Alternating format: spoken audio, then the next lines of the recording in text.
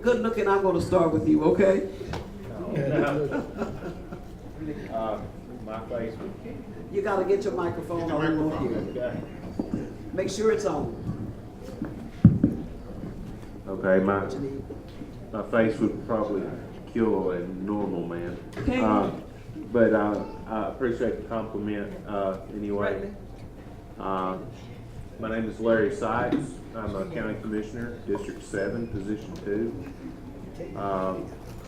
I was elected in 2014, and I was elected to represent the largest district in the county, and I've enjoyed it the last 4 years, working with other commissioners, and a couple of them here at the table with me this evening, and I respect both of them.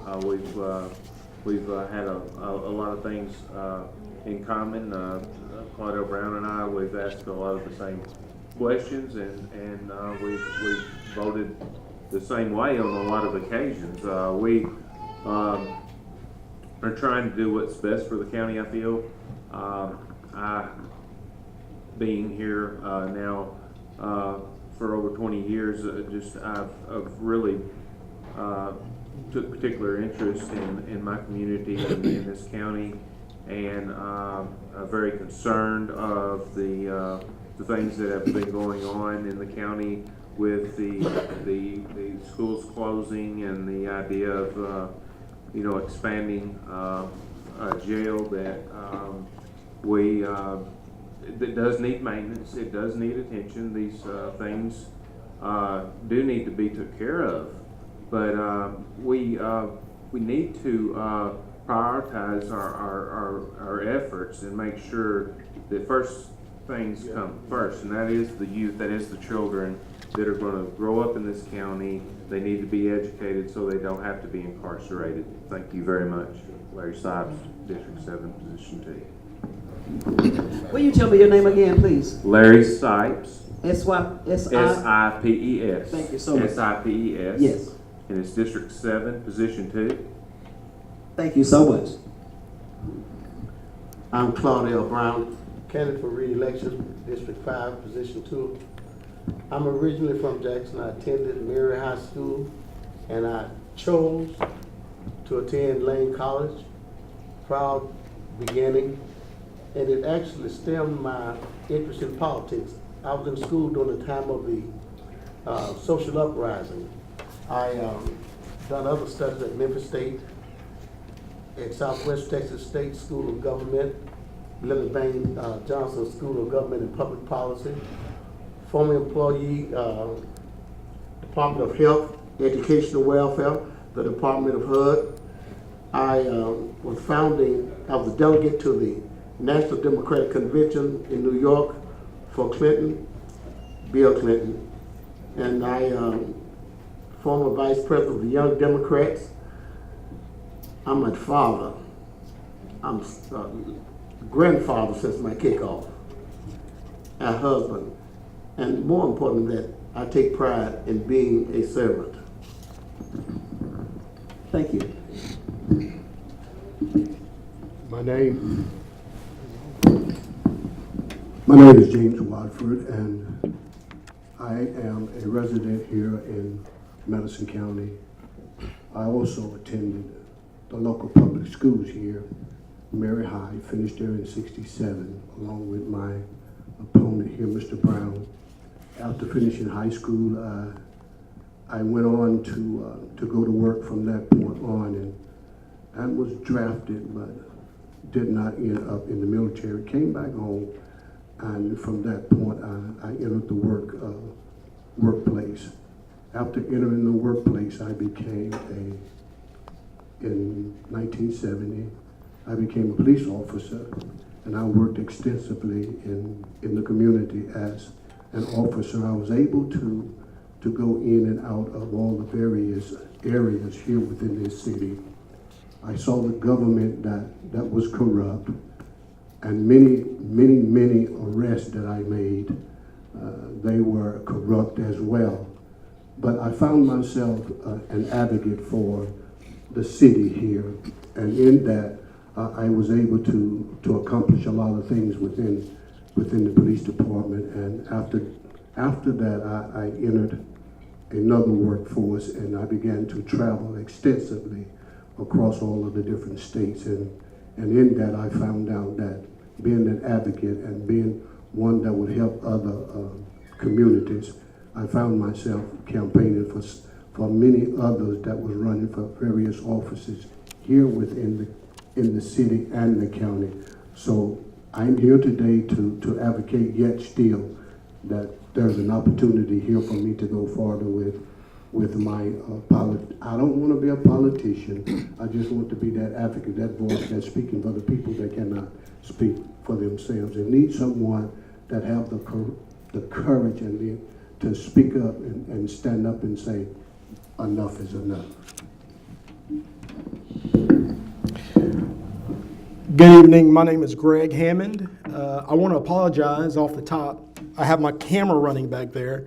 It'll only run for about 20 minutes. So if I get up, I'm going to make sure it's still recording so that I can share these messages with our community on social media. My name is Greg Hammond. I'm 37 years old. I'm a native of Jackson, Tennessee.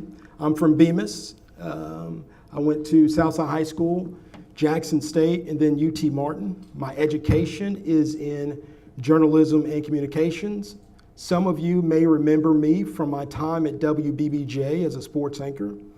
Most recently, in terms of journalism, I've been an opinions columnist for the Jackson Sun, where I got to share my opinions and talk about community issues with the Jackson community. I've been married for 13 years. My wife and I have 2 kids. Solomon is 5 and Isabella will soon be 8 years old. They are students in the public school system. However, like a lot of my peers, I'm thinking about, where am I going to raise my family? Where am I going to educate my children? A lot of my peers have opted to move to Chester County or Medina. They've opted for private school for their children. But I take pride in my public school background, and I'm from Jackson. I'm from Madison County, and I want to help make Madison County a better place to live, work, and play. If you check out my website, electgreghammond.org, you'll see my 3 platform items. electgreghammond.org. I want to thank you for allowing me to be here, and I look forward to the conversation. I am William Martin, 1972 graduate of Northside High School. Mr. Boone was there teaching that particular time. I am a member of St. John and One Baptist Church with the late brother Matt Bonner was a faithful member. I am a pastor. I am the owner of Martin Catering, and I am seeking re-election. I have been on the county commission since 1991. Thank you so much to all of you. You bring a wealth of experience and knowledge to us as the other candidates did. Mr. Boone. Yes, I'm asking the same question that some of you have already asked. Do you have children or grandchildren in the public school? Yes or no, and tell why. Also, will you vote to fund the educational needs of all of the children in the public school? I'm going to start on this end. Mr. Martin, please. I have a grandson in public school. I have one in private school. The reason I have one in private school, basically my son-in-law felt like that he would get a better education in the private school. They do some things in the private school that we don't do. They have chapel every single day. He have learned this whole book of the Bible. So they do things that we don't do. For supporting the education system, yes, I will, as I always have done over the years. Education is very important. Without it, we would be lost. So I will continue to support Dr. Jones and the public school system. The question is, do I have kids children in the public school system, and will I vote to adequately fund schools? Yes. I have 2 children in the public school system. One of the reasons why my kids are in public school is because I'm a public school teacher. I've been a public school teacher for a decade, and I just feel a type of moral obligation that if I'm going to be employed in the public school system, then my kids need to be in public school. What would it sound like if the butcher at Kroger refused to buy his meat at Kroger? I think Kroger would have a PR crisis on their hands. And I think in the public school system, I think we have a bit of a crisis on our hands. Yes, my kids are in public school, and I would vote to adequately support our public schools.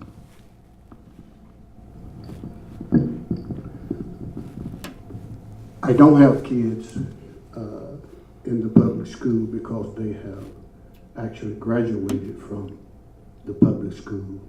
The wife was a school teacher in the public schools, and I too myself have been working through the state with after-school programs that were located in Parkview courts. So yes, and I have nieces and nephews that are in the public school. And it's been a challenge, and especially with my wife coming home frustrated and feeling that she's not being able to do what she needs to do as a school teacher. And will I fund? Yes, I will. I will fund. And I'm an advocate of making sure that our kids get what they want in the public school. Our monies don't need to go no place else but to the public schools. And so with that, my being on the county commission, I feel like that I can become a advocate for those people who live in District 4, Position 2. And I will fight my heart out to make sure that the money that is needed to go to the areas where it needs to be going, then I will vote that that money come to that area so that our schools can be that much more. And I went to Mary High, and I loved it. I loved it. Cougars were the Cougars. And so I found myself an advocate, and I even participated when they was talking about closing JCM. So yes, I am ready and able and have the leadership to fight for what we are needed in our area. Thank you. First, I am a teacher. I was educated and trained and taught for a short while. I take pride in that I've voted more dollars, this pamphlet, this leaflet says, than anybody in a quarter of a century, but in actuality it's more of a half a century. So some things are better with age, and it's a good suggestion that you don't send the record to the Super Bowl. Now it's enough sarcasm. I take education seriously. I don't have children there. My children did attend public education. My son, who's the new father of my grandchild, is definitely going to be sending her to public education. But more important than that, I challenge public education, because education is much more than schools and much more than books. I challenge the school board to be relevant in preparation for our kids with regard to our future demands. We, as commissioners, have many more departments and many more of your tax dollars that we spend other than education. Education is a starting point in preparing people to make this machine run. And I wouldn't dare shortchange education. I'd like for teachers and children to be more safe. I do not have children. I represent people that have children. I attend church where me and my wife both work with the youth there, and we are very passionate about these children, and we want to make sure that the people in the community, the people that I work hard to represent, do have a public school in which it's going to work hard in educating the children of the district, of the county. And to answer the question, yes, we'll strongly support Dr. Eric Jones in making sure that the children have the tools and the equipment and the books and everything necessary to educate these children so that we do not have to incarcerate these children. Okay, I'm Larry Sipes. I would appreciate your vote. I'm in District 7 of this county, and I'm running for position 2. I would definitely work hard to represent this I'm county. going to say that at the end, okay? Yes. Considering the local debate of incarceration versus education, what are your thoughts about the construction of a new jail in Madison County? Start with you, Mr. Hammond. I toured the jail back in February. It was explained to me that our county failed a state inspection, and they had to come up with a plan of action on how to address that. Unfortunately, by the time the majority of folks in Madison County learned about the jail and that they were going to spend upwards to $40 million on it, by the time it was really communicated with the public, our mayor and some of our leadership had already gone years into planning, spending money, and making plans. Jail expansion is going to happen. So how we feel about that is not as important as how are we going to answer it. What is going to be our community response? They're going from 300 plus beds to 700 beds. Who are they going to put in those jails? I'd submit to you they're going to put people that look like you and I in those jails, because if you look at the demographics of the jail right now, those are the demographics. So what is our response? electgreghammond.org. I have three platform items. One of my platform items is a community advisory council to come up with best practices in terms of alternative solutions to jailing. For example, our leadership should already know a snapshot of the demographics and the offenses from 2016. Who was in our jails? Who's in our jails now? Are these low-level misdemeanors? I mean, not everybody deserves to be locked up. We need to collect data and come up with a plan to now address this expanded jail. It's going to happen. What is our plan? If you look at my platform, I have a plan that I think the NAACP and others could get behind as an answer, because the jail is going to happen, unfortunately. Next, sir.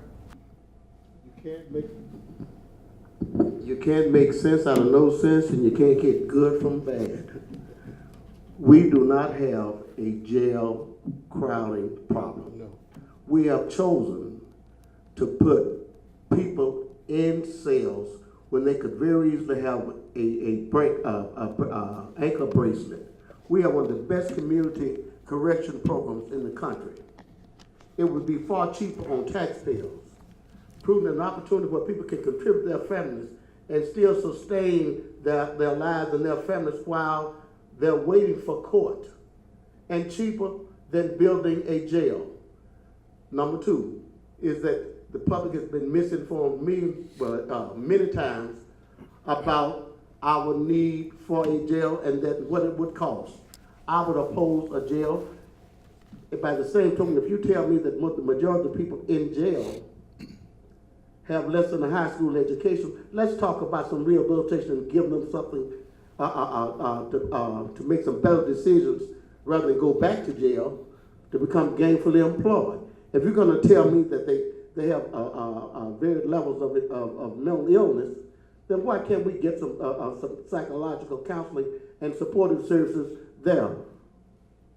The penal farm would be cheaper to expand than to build a new jail. I asked call for a referendum so the taxpayers could vote on building any kind of a jail, because you don't spend $40 million of mine nor my constituents and my neighbors' money, and they not have a voice. I feel that any county commissioner is derelicting his duty to himself and to our community if he would be party to a political party or political persuasion to put a tax on my grandkids. Yes, Mr. Sipes. Yes, I was with Commissioner Brown with this referendum that he's speaking of due to the fact that the public was misinformed. The recidivism rate of present inmates is what this plan of action states here. They actually had offered up some other solutions, such as alternative sentencing, probation and parole trends to be changed, community correction programs to keep people from having to be incarcerated, a special drug court, a split confinement idea. These are ideas that were given to us by the state when they did come to us with the fact that we were not going to meet the criteria to keep the jail open. All this was understood, but at the same time, with the recidivism rate was 81%, and I think it's now 84%. This time last year, there was about 100 less.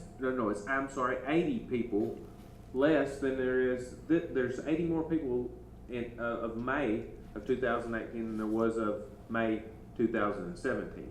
So it seems to me that this crisis has been manufactured for the very purpose of expanding the jail.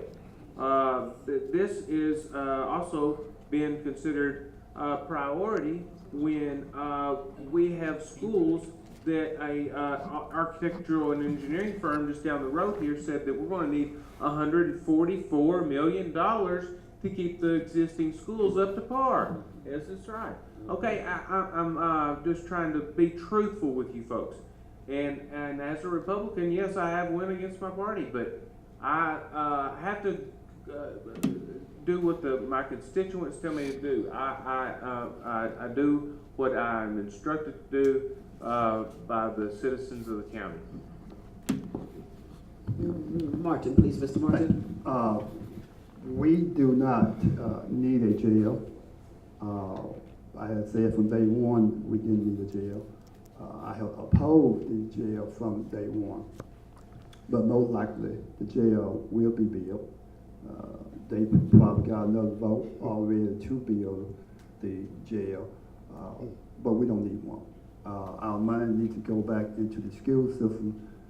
As I told them, if we don't teach our kids how the basic, read, add, subtract, multiply, understand what you read, comprehend what you read. If you don't teach them that, you're going to keep on building jail over and over again. They're going to keep on breaking people's houses, robbing them, locking up. We need to teach our kids so they can go out into the world and get a job. Everybody's not going to be able to go to college. Somebody got to be a plumber, somebody got to pick up garbage. For there are jobs out there that will enable you to be a good citizen, a good father, husband. We just have to teach our kids and train them, but we have to put the money back into the school system and not into the jail. Thank you so much, gentlemen. It is my understanding that a percentage of the budget is set aside by nonprofit organizations. What percentage of this money that's given to nonprofit organizations goes to African American organizations, and what will you do to increase that number if it is below what we think it ought to be? And I'm over to you, preacher. Not the one. Three of them. I'm not a preacher. Yes. My teacher's husband. You're talking to I'm talking about you, Watford. The percentage minute, Use your mic, please. let me hear that question again. Let me hear it one more time. Yes, we're looking at the fact that their county money is set aside by nonprofits. What percentage of that money is used for African American, minority nonprofits, and what will you do to increase that amount if it seems to be a small amount? I may be corrected, then do so, but that amount is very little. And with my position on the county commission, I will see to it that it would be increased.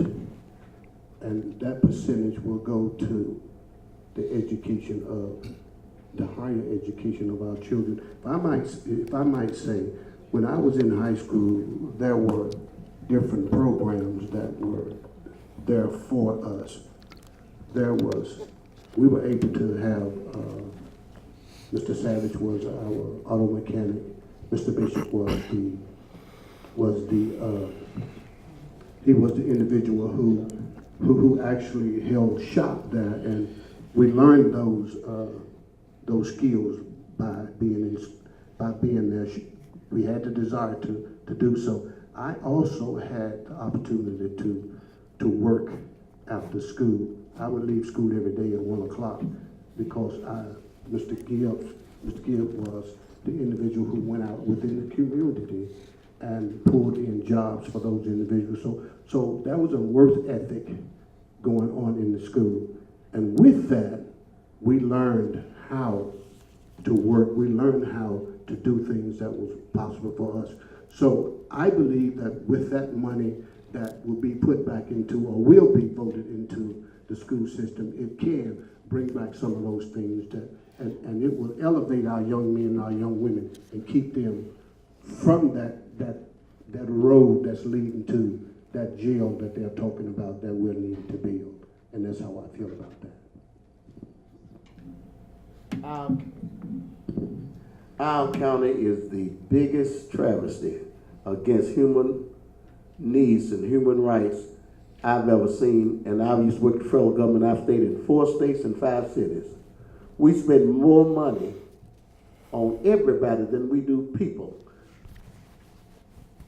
Madison West Senior Citizens is the only existing, basically minority, not-for-profit, that's getting any decent amount of money since your husband was on the county commission. And you know, that's been a long time. I've been a strong advocate for those not, it has nothing to do with race, but it's heavily focused toward disadvantaged and senior citizens. Faith Medical Center on Lexington Street.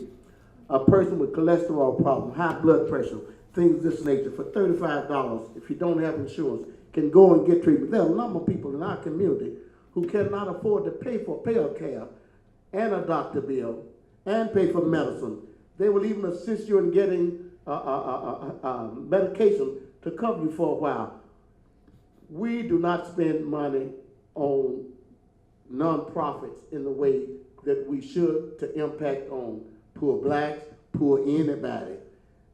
We have a building in the west part of our county that was not good enough to educate. But right now, we put a roof on it, and it's okay for law enforcement people to learn how to be better law enforcement people. That's where our priorities are. And any commissioner needs to look at our budget, since we're talking. Our budget, be it education or anything else. The issue is our priorities. We have one department that's got more amendments to the budget than some departments in county government received in the budget. Thank you. Yes, there is a problem with priorities. There is. I haven't been in favor of funding the nonprofit.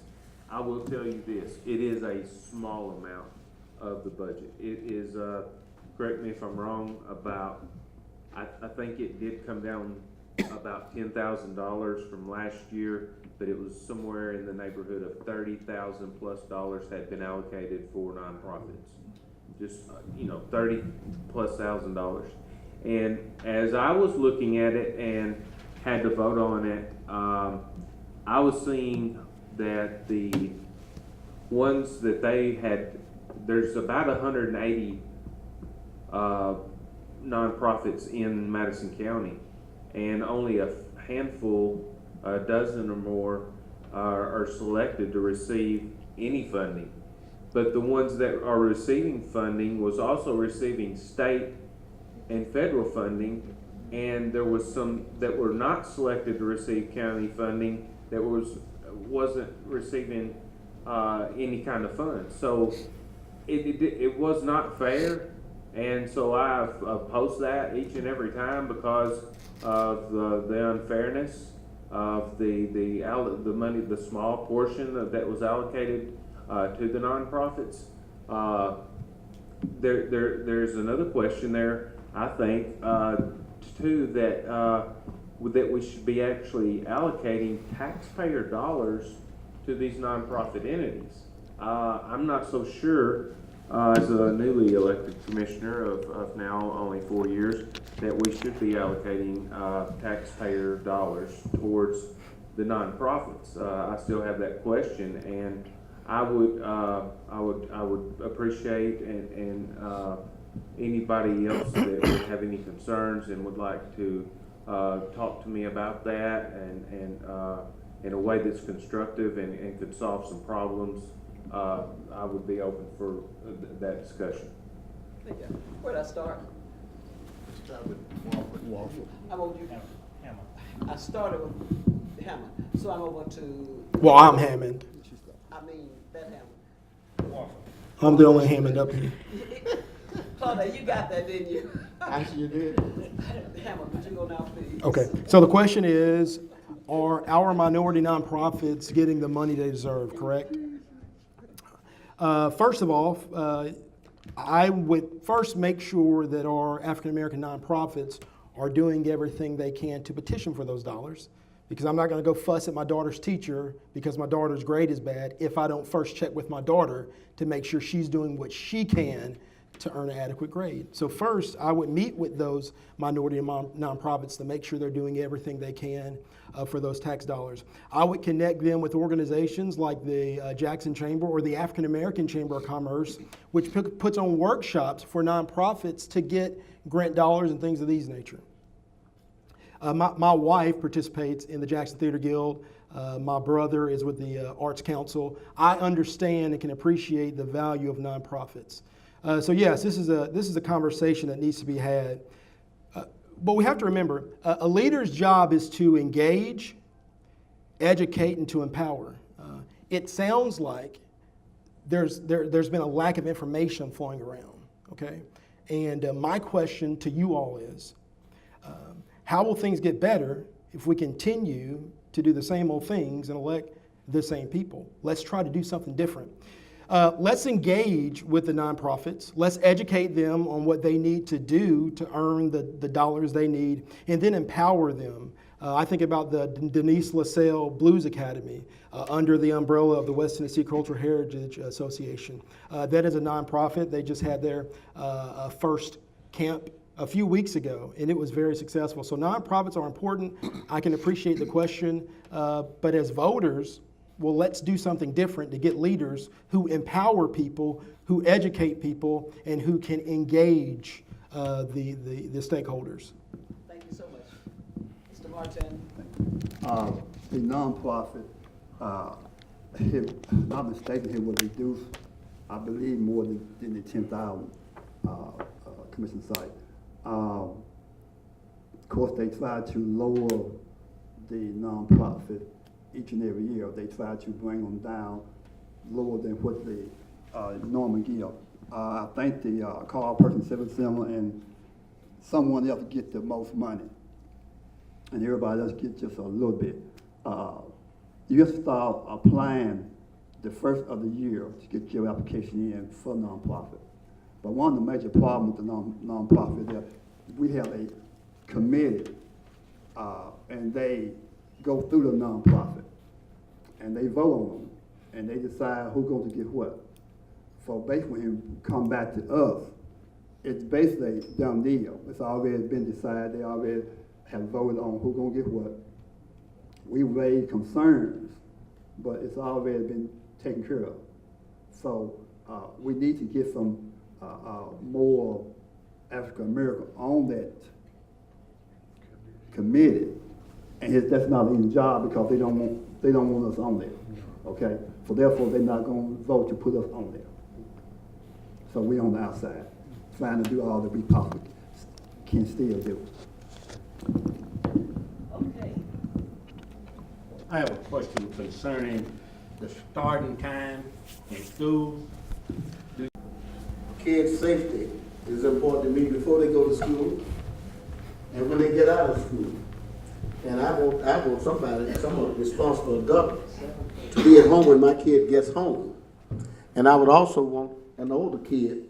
I like, if it's gonna have a split time of returning back home, that an older kid would be there to care for them. But I think that as far as supervision and safety, I like anything that will make sure that a responsible adult would be at home for their child when that child returned home.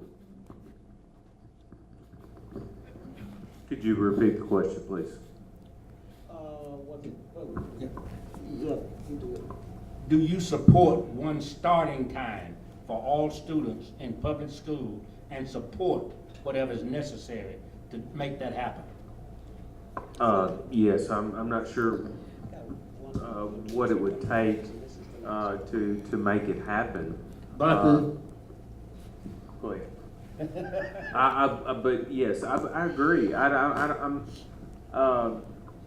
this question that you're asking has sort of caught me off guard because it's one that hasn't been asked before. I'll tell you that. I haven't given it much thought, to be just real honest with you, but it does make sense that you would want to start all schools at the same time and give all children the same adequate, allow them the adequate time that they would need to get their education that they need. The idea of having one school start at one time and another school start at another I can't make sense of that. If someone could explain it to me, and it might make some sense, maybe I would change my mind, but just to answer your question, honestly, I would have to support starting the schools at the same time. I don't understand why we would do that any different. I don't know why we would treat one school different than another. I don't see why one group of children would need a different amount of time in order to receive, the same education. Martin, over to you, please. I would support one starting time, depending on what the time would be. We need to make sure the time gonna work for every student, every parent, every household, and not just a few. So I would be support, providing we have a time slot that we're going to work a reasonable time period, time. In reflection, this would really be a question for someone running for school board, but I'll tackle this. I'll tackle it. let me clear you. Yes, sir. The funding is what's needed Okay. to make it happen. Okay. So would you restate the question, please? Do you support one starting time for all public school children? And would you do whatever is necessary to make it happen?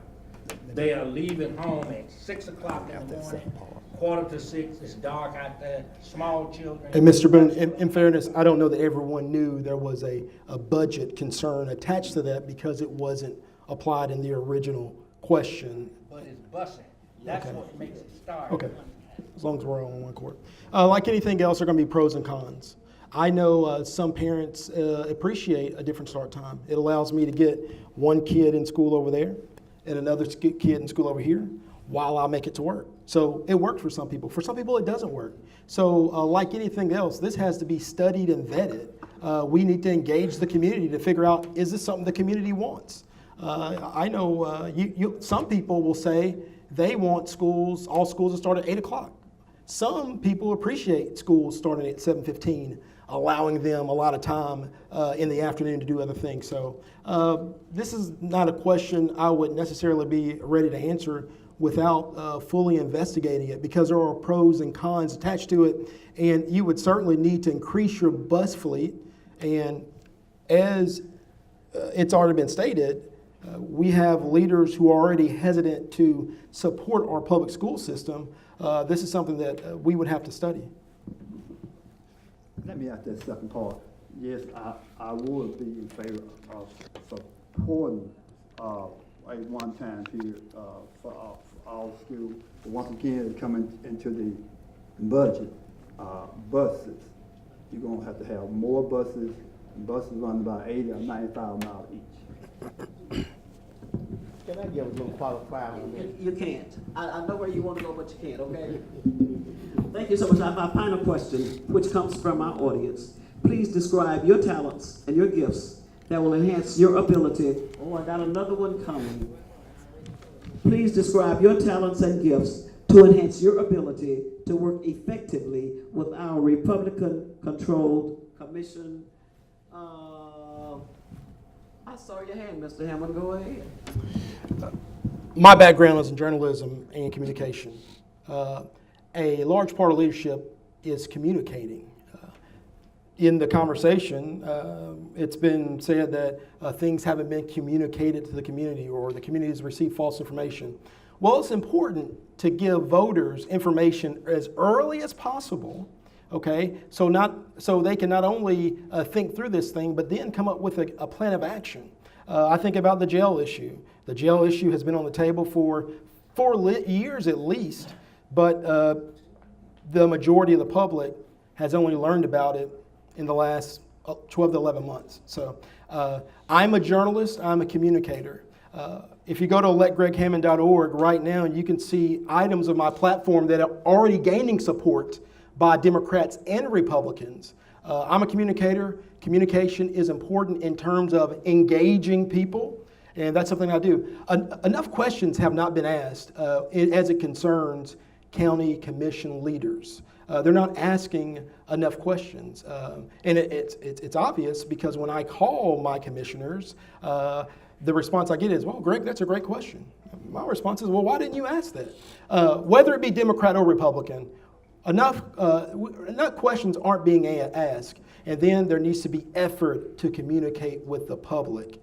And so, yeah, I think that's my unique skill set. As you know, I was an opinions columnist, contributor in the Jackson Sun. And so I know how to study an issue and give both sides of the issue. And I would appreciate the opportunity to do that as a county commissioner.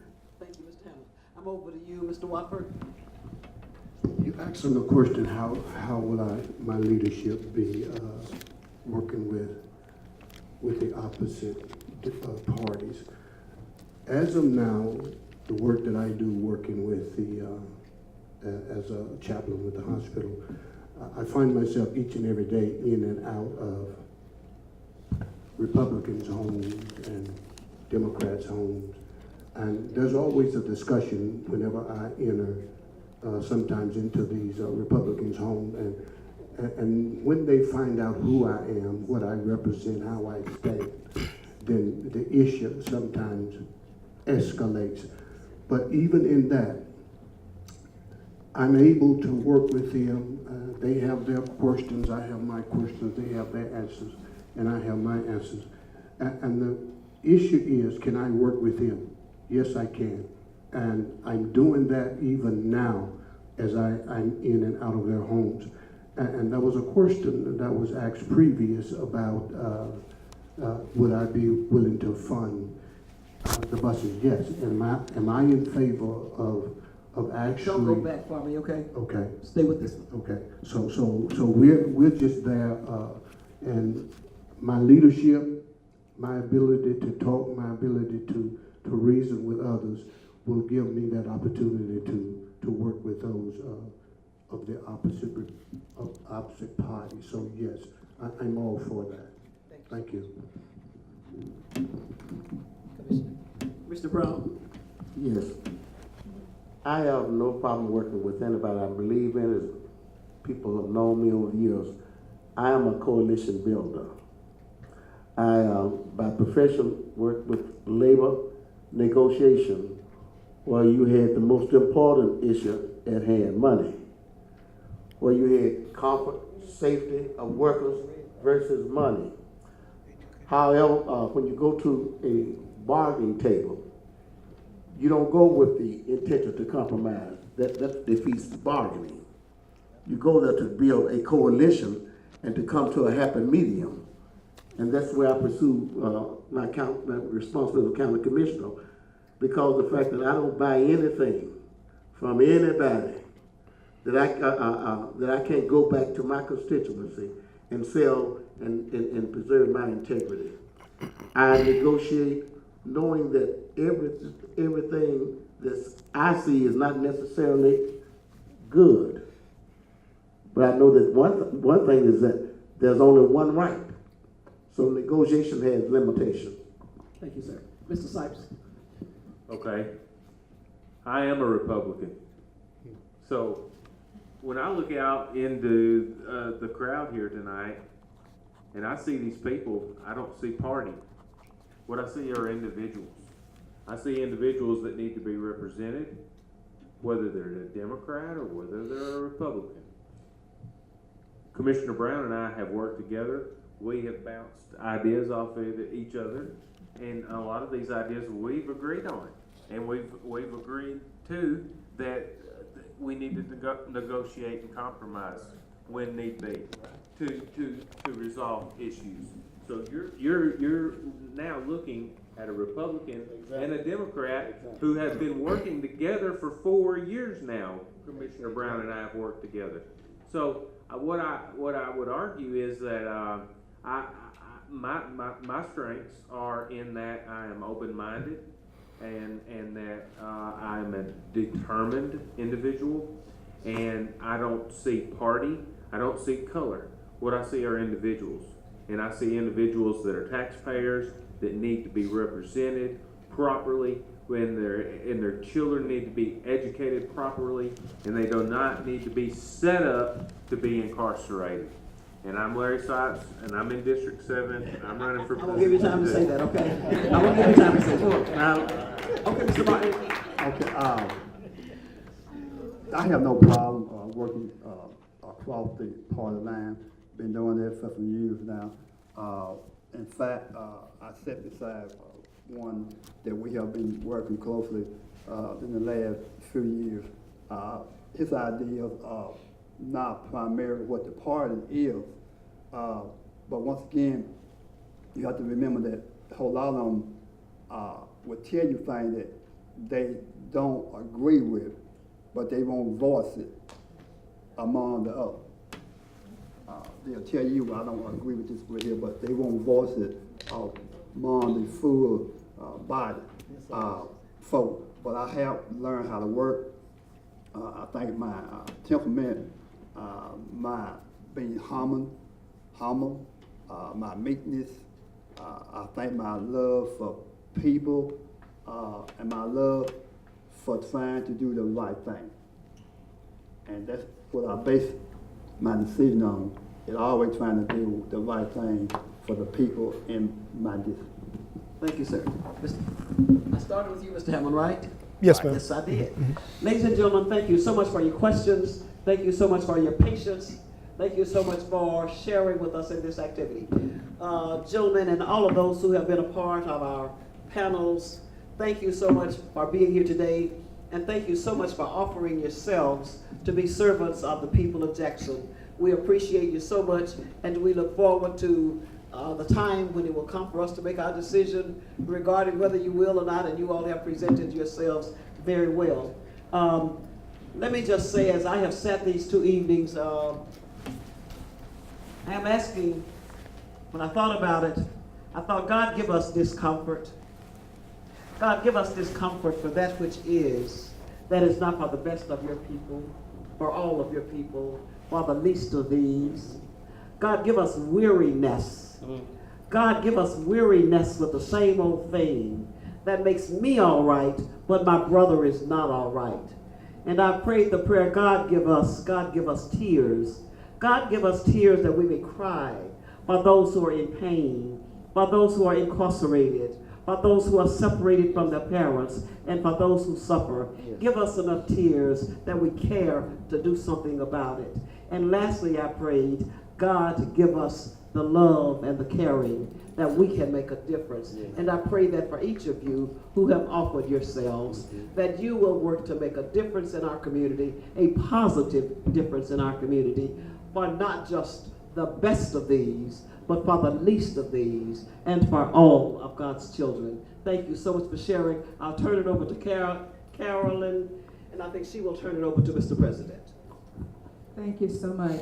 I want to thank Ms. Denise Bledsoe Thompson, Ms. Helen Owens, and Mr. Boone for serving in this capacity.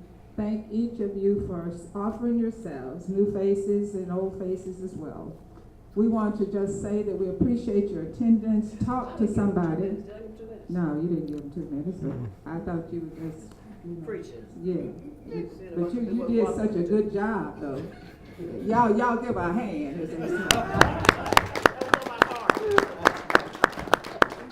Amen. Amen. Amen. Will we get our 2 minutes? 1 minute. Okay, 1 minute. 1 minute to wrap up for everybody. Yeah. Yes. Well, I mean, you're going to give it a word, get on. 1 minute. 1 minute. Timekeeper, 1 minute. Where we gonna start?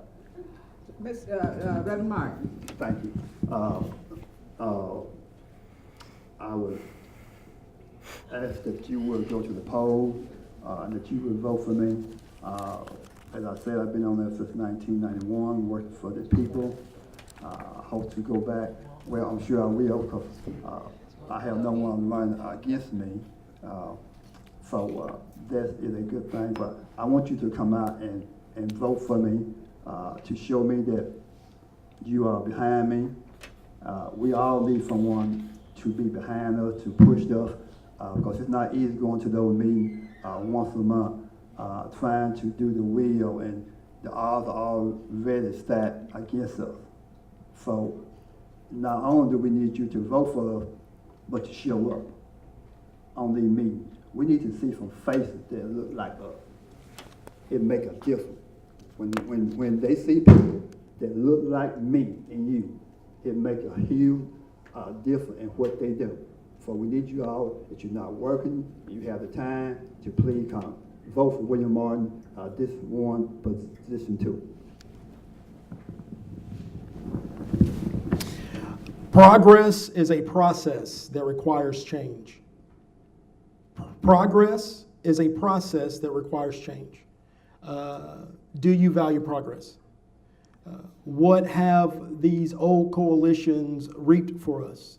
Because as I sit here today, we've been discussing challenges, old challenges, it sounds like. I'm offering myself up as a stakeholder who's going to use his voice, and I'm going to engage with the community. I believe that a lot has been asked, how are we going to engage the youth? Well, how are we going to engage the youth? Are we going to offer the same people with the same results? Or will you allow a young man, when he's brave enough to say, I'll stand for you, will you support him?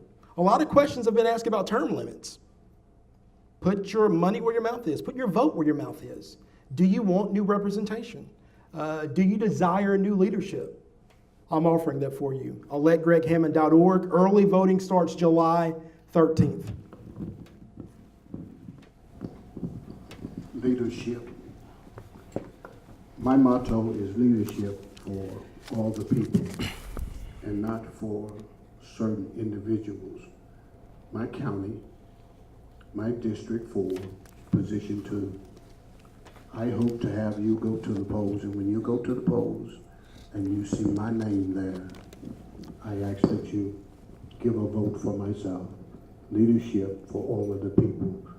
not a politician, but someone that will fight for you and make sure that what you're needed in your community will go forward. Also, my constituent, Mrs. Ellison, she is District 4, Position 1. So when you go through the vote, in the poll, in the booth, don't worry about it. You can still vote for me as well as vote for her. God bless you, and thank you for allowing me the privilege to be in here today. God bless you. Washington, D.C. is a good example that all change is not improvement. Often we venture to walk farther and we end up going backwards. I am soliciting your support because of the fact that I am trained. I have proved that I have integrity. I have never insulted a person in 41 years. And I'm very argumentative, so that's no small feat to argue and not get caught up in emotion to the point that you disrespect. I solicit your support. I solicit your vote. I have you be mindful that we have some pressing issues and we don't have time for anybody to learn. Thank you. You re-elect Claudette Brown, County Commissioner, District 5, Position 2. I do appreciate the NAACP for inviting me this evening to speak with you. I would also encourage each and every one of you to vote for me if you live in District 7. If you know folks that live in District 7. District 7 makes up about a third of it is the largest district in the county. The population out there is not as great as some of the other districts. However, I would appreciate your vote. I do represent all. I represent all the individuals, as I said, and I would encourage you to make sure others go and vote. You know, grab your neighbor, grab your friends, grab your family, and make sure that they also turn out to vote. I would just, I really don't have any more to say except that I would appreciate it if you would call me or try to find out more about me by going to Facebook, Larry Sipes, Madison County Commission. Thank you. President Brooks. All right, good afternoon. Let's all give first of all, give yourself a hand.